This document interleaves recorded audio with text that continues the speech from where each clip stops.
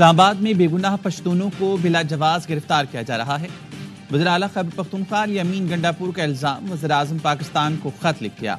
علی امین گنڈاپور نے اظہار تشویش کرتے ہوئے کہا کہ اسلام آباد میں جو اقدامات اٹھائے جا رہے ہیں وہ انصاف کے اصولوں کے منافی ہیں۔ موجودہ حالات میں اگر نفرت کو ہوا دی جائے گی تو اس کے ملک پر دورس منفی اثرات ہو سکتے ہیں۔ وزیر اعلیٰ کے خط سے ایک روز پہلے اسلام آباد پولیس کسی بھی پرم پشتون کو حراست میں لینے کی تردید کر چکی۔ اسلام آباد پولیس کے ٹویٹ میں کہا گیا تھا کہ غیور پشتون وطن کے محافظ اور قوم کا فخر ہیں۔ صرف شرپسند عناصر کے خلاف کارروائی کی گئی۔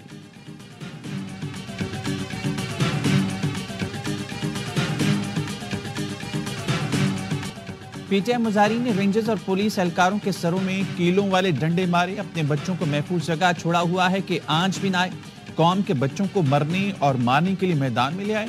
میں نے پنجاب پولیس کو منع کیا تھا کہ آگے سے گولی نہیں چلانا، اگر پنجاب پولیس گولی چلا دیتی تو کیا ہوتا۔ وزیر اعلیٰ پنجاب مریم نواز کا لاہور میں اسکالرشپ پروگرام کی تقریب سے خطاب، کہا یہ پاکستان کا چہرہ نہیں ہو سکتا کہ نوجوانوں کے ہاتھ میں ڈنڈے اور ہتھیار ہوں۔ طالب علم تعلیمی اداروں میں بیٹھا اچھا لگتا ہے، ڈی چوک پر نہیں۔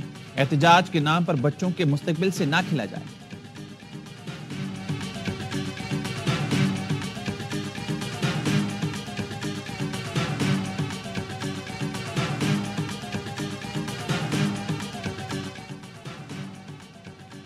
بچوں پر تشدد کر کے پنجاب پولیس کو معصوم ثابت کرنے کی کوشش بند کریں۔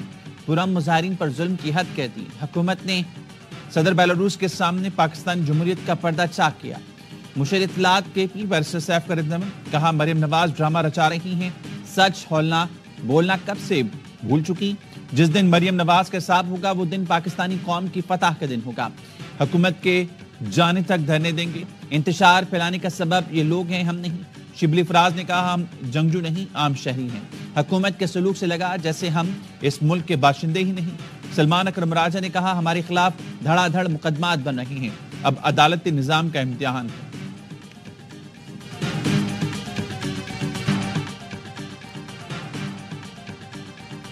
ریڈ زون میں کوئی احتجاج نہیں کیا جا سکتا۔ اسٹیٹ گیس کی آمد کے موقع پر ہی احتجاج کی کال کیوں دی گئی؟ اہم موقع پر احتجاج سے سیاسی پارٹی کی بدنیتی ثابت ہوتی ہے۔ نائب وزیر اعظم اسحاق ڈار کے سفیروں سے گفتگو، کہا پی ٹی آئی کی تاریخ ہے، ان کا کوئی احتجاج پرم نہیں ہوتا۔ ماضی میں اس جماعت نے 35 پنچر کا بیانیہ بنایا، جوڈیشل انکوائری میں ثابت ہوا کوئی انتخابی دھاندلی نہیں ہوئی تھی۔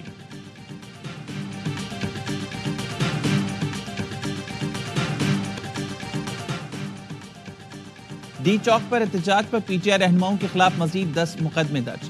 اسلام آباد میں ایف آئی آرز کی تعداد 20 ہو گئی۔ دستاویز کے مطابق 5 خواتین سمیت 853 افراد گرفتار کیے جا چکے ہیں۔ 640 کی شناخت مکمل۔ جی ایچ کیو حملہ کیس میں عمر ایوب کی بریت کی درخواست خارج۔ انسداد دہشت گرد عدالت نے محفوظ فیصلہ سنا دیا۔ زین قریشی کے جناح ہاؤس حملہ کیس میں درخواست ضمانت مسترد۔ کراچی میں رہنما پی ٹی آئی عالمگیر خان کے گھر پر پولیس کا چھاپا، پولیس نے سابق ایم این اے کو حراست میں لے لیا۔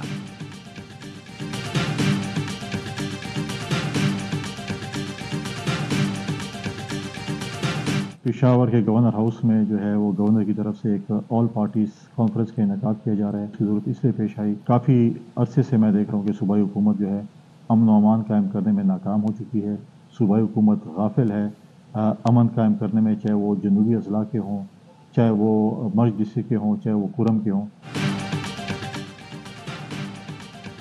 خیبر پختونخوا میں پائیدار امن، وسائل اور حقوق کے حوالے سے گورنر ہاؤس پشاور میں آل پارٹیز کانفرنس آج ہوگی۔ اے پی سی کے لیے تمام تیاریاں مکمل۔ گورنر خیبر پختونخوا فیصل کریم کنڈی میزبانی کے فرائض سر انجام دیں گے۔ صوبے کی سیاسی قیادت آل پارٹیز کانفرنس میں شرکت کرے گی۔ توشہ خانہ 2 کیس میں اہم پیش رفت، بشرا بی بی کی ضمانت منسوخی کے لیے ایف آئی اے کی درخواست پر سماعت آج ہوگی۔ اسلام آباد ہائی کورٹ کے جسٹس میاں گل حسن اورنگزیب سماعت کریں گے۔ ایف آئی اے کی بشرا بی بی کی مسلسل عدم پیشی پر ضمانت منسوخ کرنے کی استدعا۔ ایف آئی اے نے درخواست میں کہا عدالت نے آرڈر میں لکھا کہ بشرا بی بی ضمانت کا غلط استعمال نہیں کریں گی، وہ ضمانت ملنے کے بعد اکثر سماعتوں میں پیش نہیں ہو رہی۔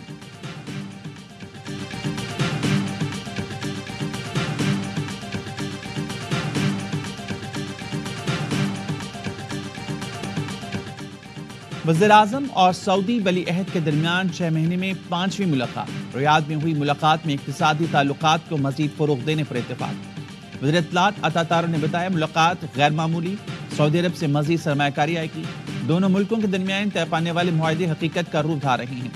سعودی فوڈ چین البیک کے بارے میں بھی بات ہوئی۔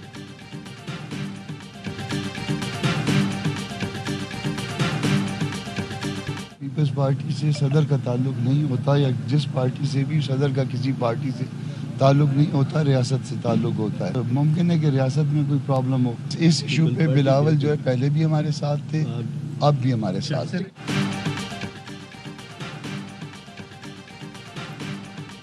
مدارس رجسٹریشن بل پر صدر کے دستخط میں تاخیر، chairman peoples party Bilawal Bhutto Maulana Fazal الرحمان کی رہائش گاہ جا پہنچے۔ ملاقات میں سربراہ جے یو آئی کو مدارس رجسٹریشن بل کے بارے میں اعتماد ملیا۔ سینیٹر کامران مرتضیٰ نے کہا صدر کا تعلق پارٹی سے نہیں ریاست سے ہوتا ہے، ہو سکتا ہے مدارس بل کی منظوری سے ریاست کو مسئلہ ہو۔ بلاول سے مولانا کی ملاقات اچھی رہی۔ بلاول بھٹو اس مسئلے پر پہلے بھی ہمارے ساتھ تھے، اب بھی ہیں۔ حافظ حمداللہ نے کہا بل دونوں ایوانوں سے پاس ہونے تک پیپلز پارٹی اور بلاول بھٹو آن بورڈ تھے، پھر رکاوٹ کیا ہے، کون ہے اور کیوں ہے؟ فضل الرحمان تنگ آمد بجنگ آمد فارمولے پر عمل کرنے میں حق بجانب ہیں، پھر اس کا راستہ روکنا ڈائیلاگ سے ممکن ہوگا نہ لاٹھی سے۔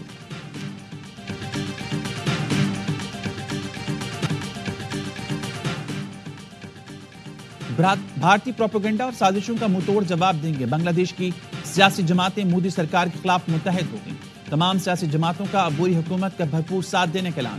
عبوری وزیراعظم محمد یونس سے ملاقات میں تمام جماعتوں کا بھارت سے تعلقات پر نظر ثانی کا مشورہ۔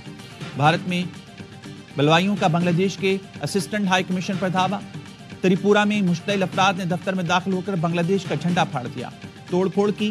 احتجاج بنگلہ دیش میں بغاوت کے الزام میں ہندو رہنما کی گرفتاری پر کیا بنگلہ دیش نے بھارتی ہائی کمشنر کو طلب کر کے احتجاج ریکارڈ کرایا۔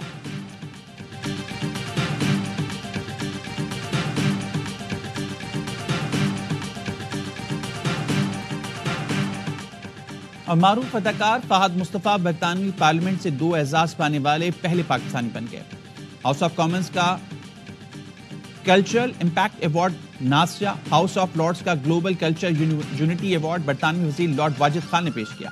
فہد مصطفیٰ برطانوی پارلیمنٹ کے دونوں ایوانوں سے ایوارڈ لینے والے پہلے پاکستانی اداکار بن گئے۔ فہد مصطفیٰ کہتے ہیں میں ARY ہوں، شروع سے ARY فیملی کا حصہ ہوں۔